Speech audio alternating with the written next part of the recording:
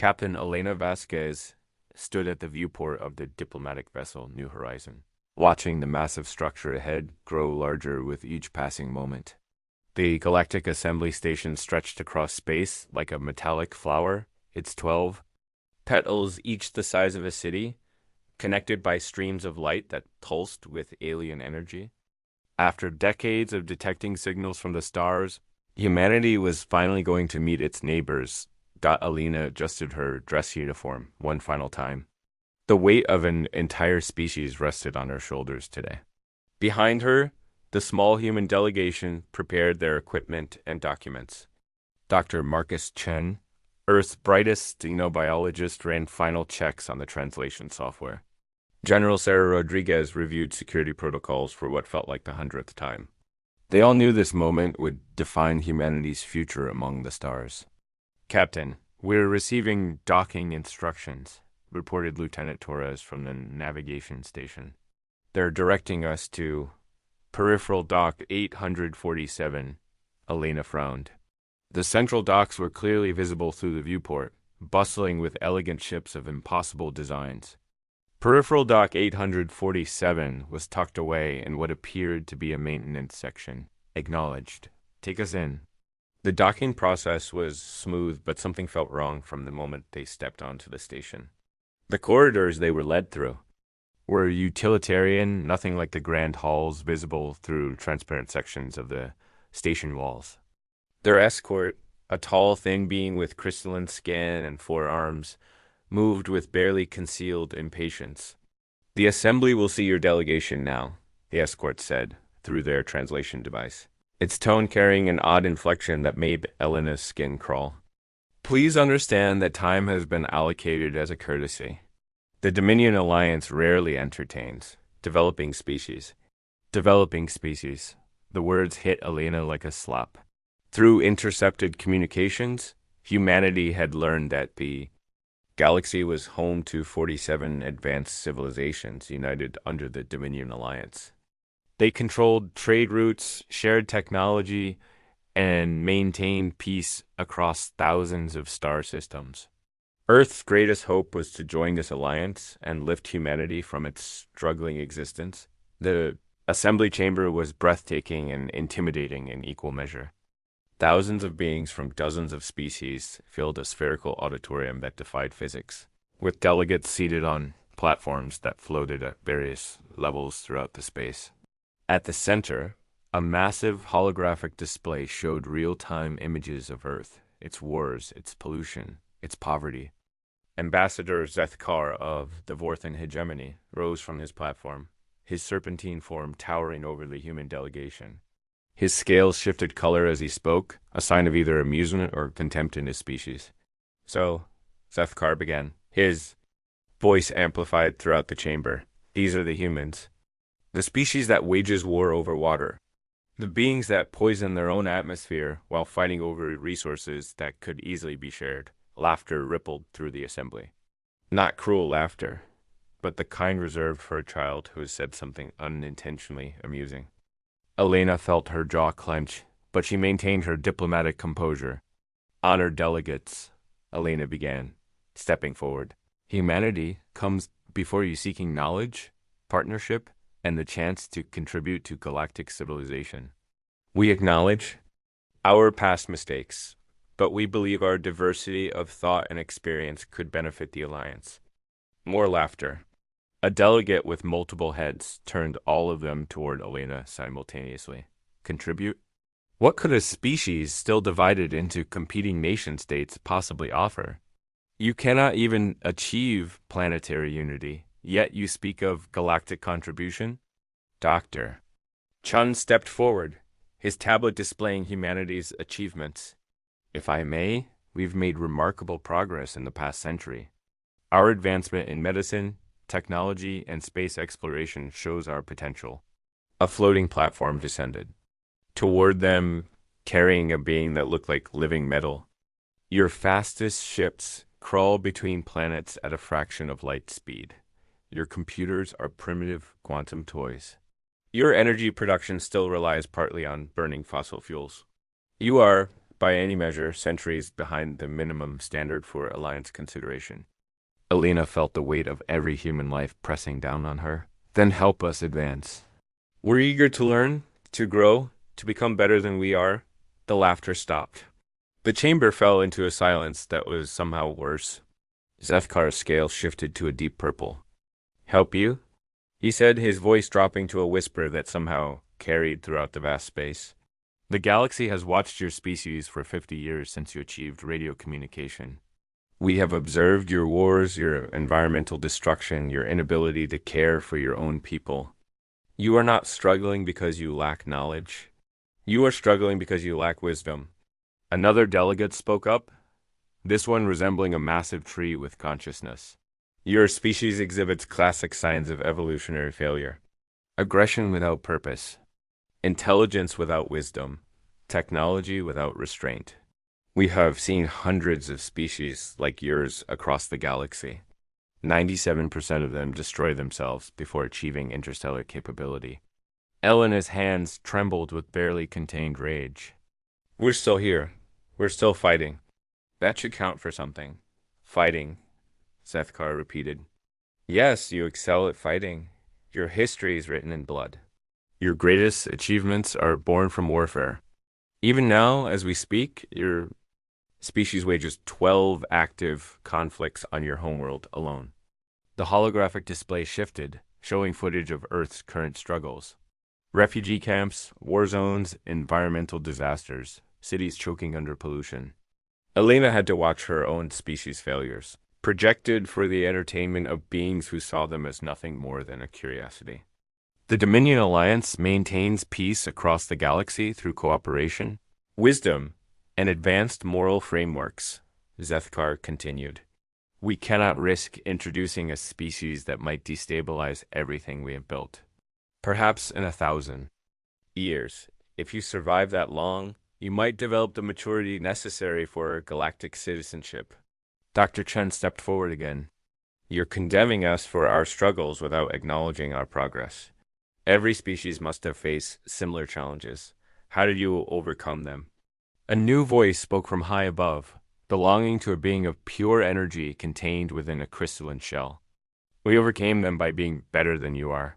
By choosing wisdom over warfare, cooperation over competition, sustainability over short-term gain. Your species cannot even agree on how to prevent your own extinction through climate change. How could you possibly contribute to galactic civilization? Elena realized that this wasn't a diplomatic meeting. It was a judgment, and the verdict had been decided before they've even arrived. What would it take for you to reconsider? What benchmarks do we need to meet? Zethkar's scales shifted to what Elena was beginning to recognize as amusement. Complete planetary unification under a single government. 0 active military conflicts for a consecutive century. Carbon-neutral civilization with restored ecosystems. Faster than light travel capability developed independently. A moral framework that eliminates poverty, inequality, and resource competition. Oh, and you'll need to prove you can maintain all of this for at least 200 years without regression. The chamber erupted in laughter again. The requirements were clearly designed to be impossible. Elena understood now that they weren't just being denied membership. They were being mocked, dismissed, and sent home like children who had wandered into an adult conversation. I see, Elena said quietly. Then we understand our position. Excellent, Zethkar replied. Your species will be placed on the monitoring list. We will check on your progress in, let's say, 500 years. If you're still alive and have somehow achieved the impossible, perhaps we will have this conversation again. General Rodriguez spoke for the first time, her voice calm and controlled. And until then, you are quarantined to your solar system. Any attempt to establish colonies beyond your star will be discouraged. We cannot risk your violent tendencies spreading to other systems before you learn to control them. Elena felt something cold settle in her chest. They weren't just being rejected. They were being caged. The journey back to Earth was conducted in silence. Each member of the delegation sat with their own thoughts. processing the humiliation they had endured. It wasn't until they were passing Mars that Dr. Chun finally spoke. "They underestimate us," he said quietly. Alina turned from the viewport where she had been, staring at the distant blue dot of home. "What do you mean?" "They think our struggles make us weak. They don't understand that our struggles make us strong." Every species they described that achieved galactic civilization did so through cooperation and wisdom. Chun paused, his eyes hardening. "But what happens when cooperation fails?" "What happens when wisdom isn't enough? What happens when you face something that wants to destroy everything you've built?" General Rodriguez leaned forward. "They've never faced real adversity. They achieved peace through strength, but they've forgotten how to fight." "More than that," Alina said, pieces of a plan beginning to form in her mind. "They've made us a promise. They'll check on us in 500 years. That gives us 5 centuries to become something they never expected." Dr. Chun nodded slowly. "Project Lazarus." Alina raised an eyebrow. "Project Lazarus?" "Something I've been working on. Theoretical until now." Chun pulled up files on his tablet. "We collected sensor data on their technology during our visit, their ships, their energy signatures, their materials. We can't build what they have, but we might be able to build something better." "Better how?" Rodriguez asked. "They've optimized their technology for efficiency, beauty, sustainability. They've been at peace for so long that they've forgotten that sometimes you need to optimize for war." Chun's smile was cold. "They mock our violence, but violence taught us things they never learned. How to innovate under pressure, how to make sacrifices for survival, how to adapt or die." Elena felt a spark of hope kindle in her chest. "What do you need?" "Everything. Complete access to the sensor data. Unlimited research funding. The best minds from every nation working together. And most importantly, we need to do this in complete secrecy." General Rodriguez stood up straighter. "The military can provide security and coordination, and I can provide political cover," Elena added. "Earth is about to go dark, and when we emerge, we're going to show the galaxy what happens when you underestimate humanity." 3 months after their return, the most ambitious secret project in human history began. Dr. Chen established research facilities in hidden locations across the globe. The greatest minds in physics, engineering, biology, and warfare were quietly recruited. Entire corporations were restructured to funnel resources into the project without attracting attention. Elena, now promoted to Admiral of Earth's First Unified Space Command, worked tirelessly to coordinate the effort. The irony wasn't lost on her that humanity was achieving the planetary cooperation the aliens had demanded, but only because those same aliens had given them something to unite against. General Rodriguez oversaw the militarization of the project. If humanity was going to survive in a galaxy that saw them as primitive, they would need to become something unprecedented. Not just another peaceful civilization, but something the galaxy had never seen before. Years passed. Earth's radio communications dwindled to almost nothing. Space-based infrastructure was moved to the far side of the moon, hidden from alien observation. To any watching species, it appeared that humanity was slowly going extinct, probably through environmental collapse or nuclear war. The aliens occasionally sent automated probes to check on Earth's status. They were always mysteriously destroyed by space debris or solar flares before they could transmit their findings. The galaxy began to assume that humanity had joined the 97% of species that destroyed themselves before achieving interstellar capability. By the 10th year of Project Lazarus, Dr. Chun had achieved the impossible. Using reverse-engineered alien technology as a foundation, human engineers had developed faster-than-light drives that didn't just match alien capabilities, but exceeded them. The key was humanity's willingness to push limits that other species considered unsafe. They build their ships to last 10,000 years, Chen explained to Elena as they toured the first prototype vessel. "We build ours to win a war." The ship was unlike anything in the galaxy. Where alien vessels were elegant and flowing, this was angular and predatory. Its hull was black as space itself, designed to absorb sensor readings rather than reflect them. Its weapon systems were hidden until deployment. Everything about it screamed danger to anyone capable of recognizing the signs by the 15th year. Humanity had a fleet. Not a large one, but each ship represented technology that was generations ahead of anything the Dominion Alliance possessed. They had sacrificed beauty for function, elegance for effectiveness, and safety margins for raw power. Admiral Elena Vasquez stood on the bridge of the flagship Retribution, watching her fleet conduct final exercises in the outer solar system. 57 ships, each one carrying the hopes and anger of an entire species. Each one crewed by humans who had been shaped by 15 years of unified purpose. Admiral, reported Captain James Morrison, her tactical officer, long-range sensors are detecting increased alien activity near the edge of our system. 3 probes in the last month. Elena smiled grimly. They're getting curious about our silence. Good.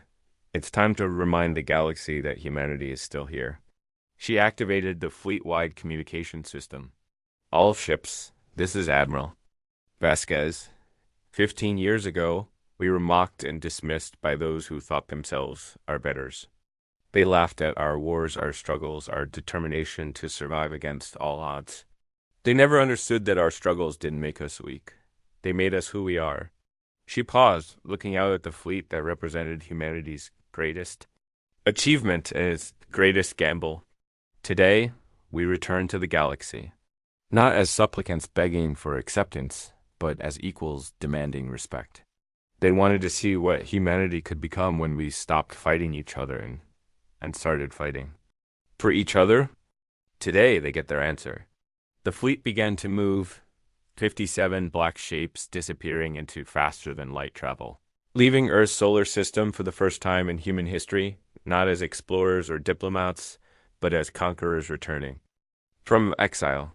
Behind them, Earth continued its silent rotation, giving no sign that it had just unleashed something the galaxy was completely unprepared for.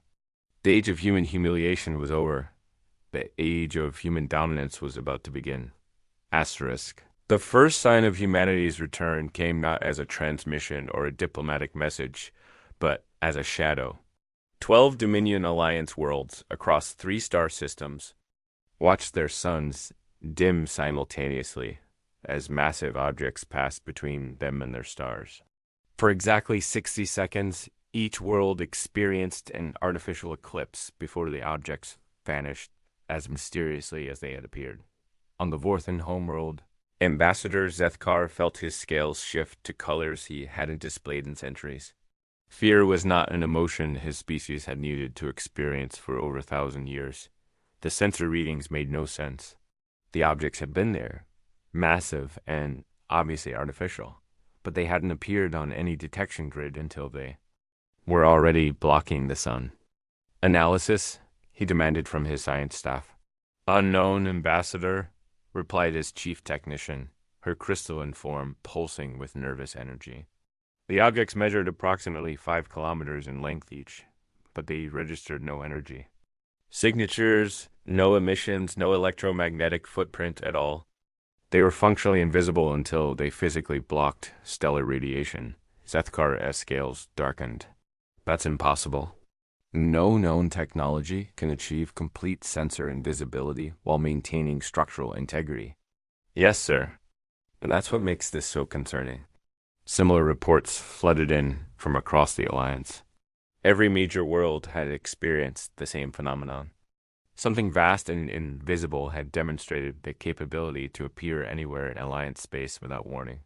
Military commanders who hadn't needed to think strategically in generations suddenly found themselves dusting off ancient warfare. Protocols. 3 days later, the galaxy received its first communication from humanity in 15 years. It wasn't sent to the Galactic Assembly or the Dominion Alliance Council. It was broadcast simultaneously on every communication frequency to every inhabited world, space station, and ship in known space. Admiral Elena Vasquez appeared on screens across the galaxy, standing on what was clearly the bridge of a warship. Behind her, holographic displays showed star charts and tactical information. Her uniform was sharp, military, and completely unlike the diplomatic attire she had worn 15 years earlier. Citizens of the galaxy, she began, her voice carrying the authority of someone who had transformed from supplicant to supreme commander. 15 years ago, humanity came before you seeking partnership. We were mocked, dismissed, and caged within our own star system. You cataloged our flaws, laughed at our struggles, and told us to return in 1,000 years if we managed to survive our own primitivity. The image shifted to show Earth as it was now. The planet glowed with controlled energy, its cities rebuilt and gleaming, its oceans clean, its atmosphere clear. Massive orbital constructs surrounded the world like protective jewelry. We took your advice. We unified our world, ended our conflicts, and healed our environment. But we did something else as well. We remembered every word of mockery, every dismissive gesture, every moment you treated us as less than worthy of respect. The view changed again, now showing the interior of what could only be a massive shipyard. Hundreds of sleek, predatory vessels filled the space, each one bristling with technology that seemed to bend light around itself. You wondered what would happen if a species achieved unity through adversity rather than prosperity. You're about to find out. The transmission ended abruptly, leaving the galaxy in stunned silence.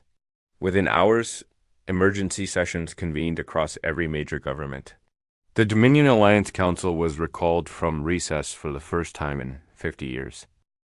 Elena's expression hardened. Then the Alliance will discover what happens when a species optimizes for war instead of peace. We spent 15 years preparing for that possibility. The chamber fell silent as the implications sank in.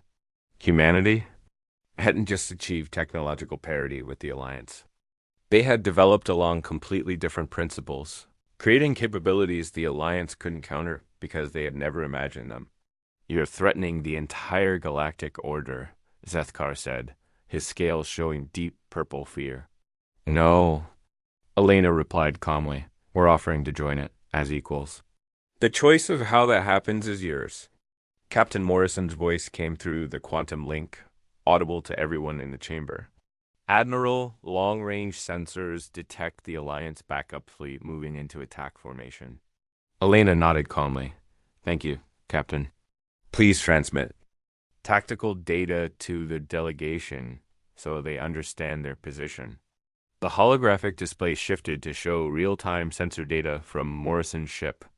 The 200 Alliance vessels were indeed moving into attack formation, but they were surrounded by over 300 human ships that had been completely invisible until that moment.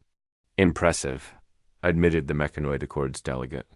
Your stealth technology exceeds our models by several generations. Our stealth technology exceeds your imagination, Chen corrected. We didn't just build better ships. We built ships that exist outside your conceptual framework of what ships should be.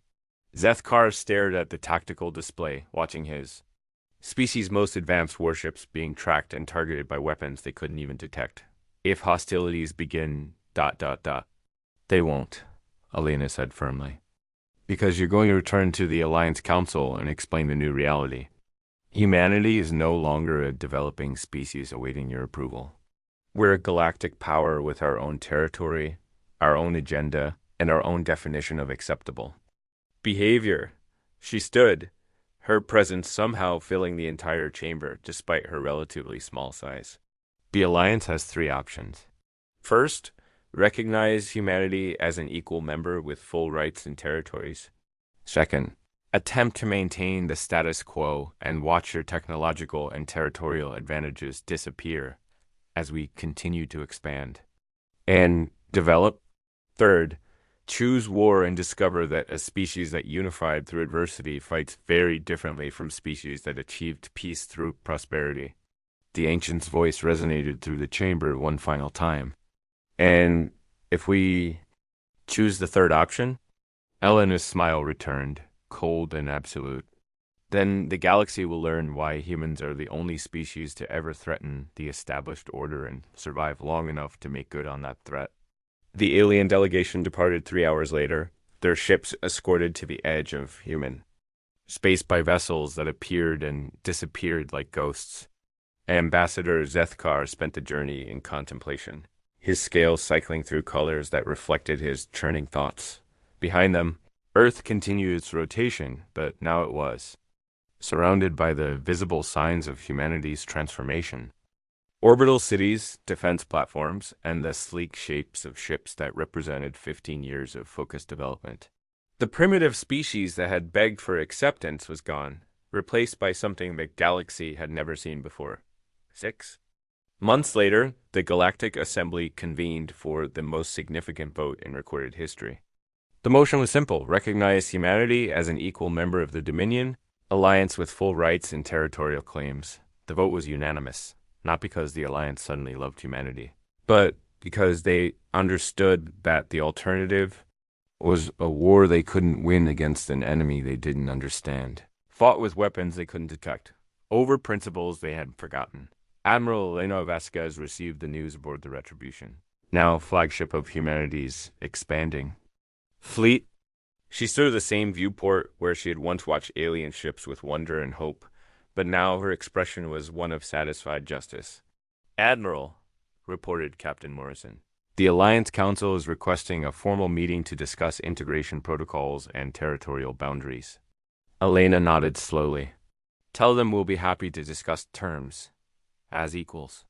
She turned from the viewport to address her bridge crew. Humans who had dedicated their lives to ensuring their species would never again face humiliation. 15 years ago, they laughed at us and told us to come back when we had learned to be better than we were. Today, we're going to show them that sometimes being better means being willing to be worse than they ever imagined.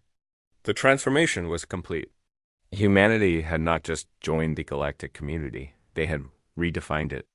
The age of peaceful stagnation was over.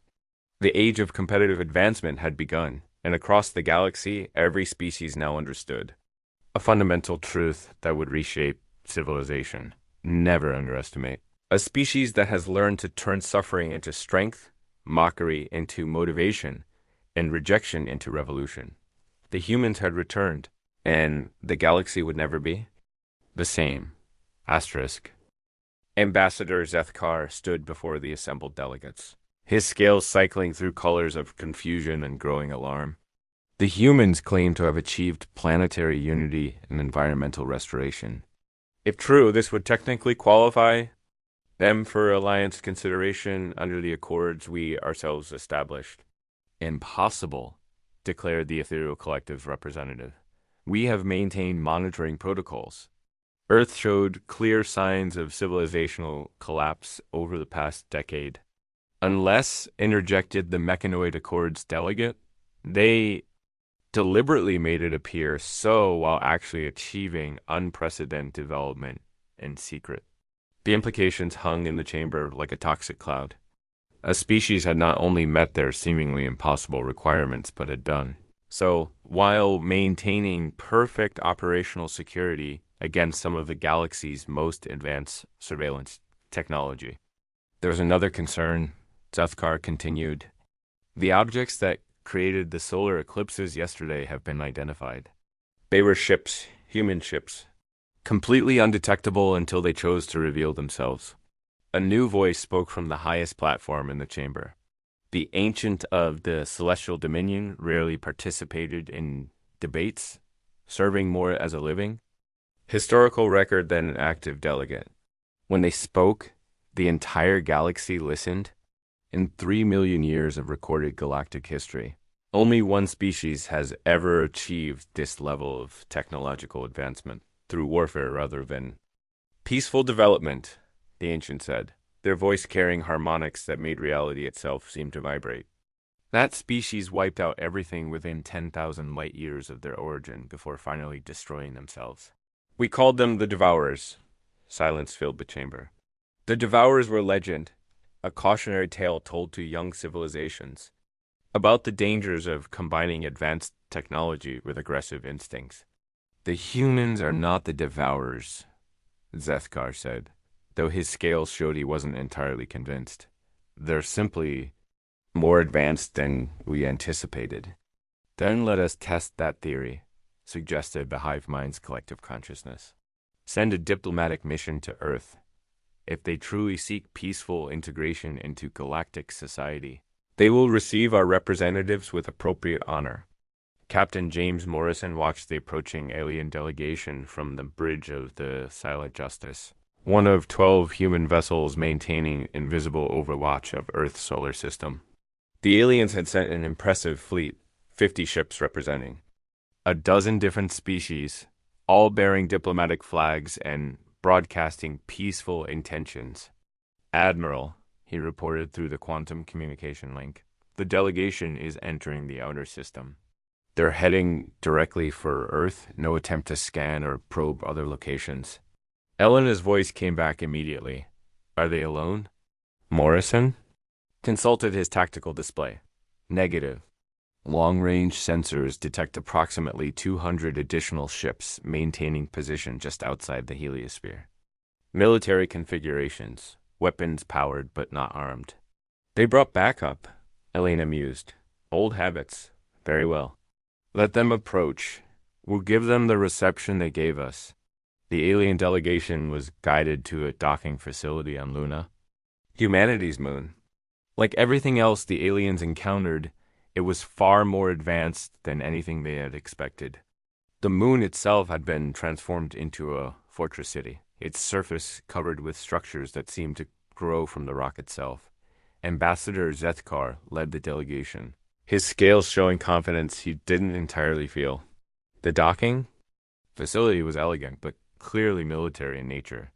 Human personnel moved with precision and purpose, their equipment obviously advanced, but designed with an aesthetic that prioritized function over beauty. They were escorted through corridors that seemed to adapt to their presence, walls becoming transparent to show vast chambers filled with machinery that hummed with barely contained power. It was meant to impress, and it succeeded in ways that made Zethkar deeply uncomfortable. The meeting chamber was a sphere suspended in what appeared to be open space, with Earth hanging below them like a jewel. Admiral Elena Vasquez waited for them at the center, no longer in diplomatic attire, but wearing what was clearly a military command uniform. Ambassador Zethkar, Elena said, her voice carrying none of the deference it had held 15 years earlier. Welcome to human space. I trust your journey was educational. Zethkar's scales shifted as he recognized the subtle threat in her words. They had passed through 3 defensive perimeters on their approach, each one more advanced than anything in the Alliance arsenal. Admiral Vasquez, we come to reassess humanity's application for Alliance membership. Your recent achievements suggest that perhaps our previous evaluation was ... premature. Elena smiled, and Zethkar realized it was the expression of a predator. Considering whether to play with its prey, how generous of you. Tell me, Ambassador, what specifically triggered this reassessment? Was it our technological advancement, our planetary unification, our environmental restoration? She paused, her smile growing colder. Or was it the fact that we demonstrated the ability to appear above any world in Alliance space whenever we choose? Your defensive capabilities are certainly impressive, Zethkar admitted. However, the Alliance requires more than military strength. We need assurance of peaceful intentions, cooperative spirit, and moral development. Elena activated a holographic display that filled the space around them. It showed galactic star charts marked with trade routes, resource extraction sites, and what were clearly military positions. Peaceful intentions, Elena repeated. Like the 47 mining operations you've established in systems with primitive species too weak to object? Like the trade routes that coincidentally bypass any system that might develop into competition? Like the defensive fleets positioned to discourage any species from advancing beyond their assigned development level? Zethkar's scales flushed, with colors of shock and anger.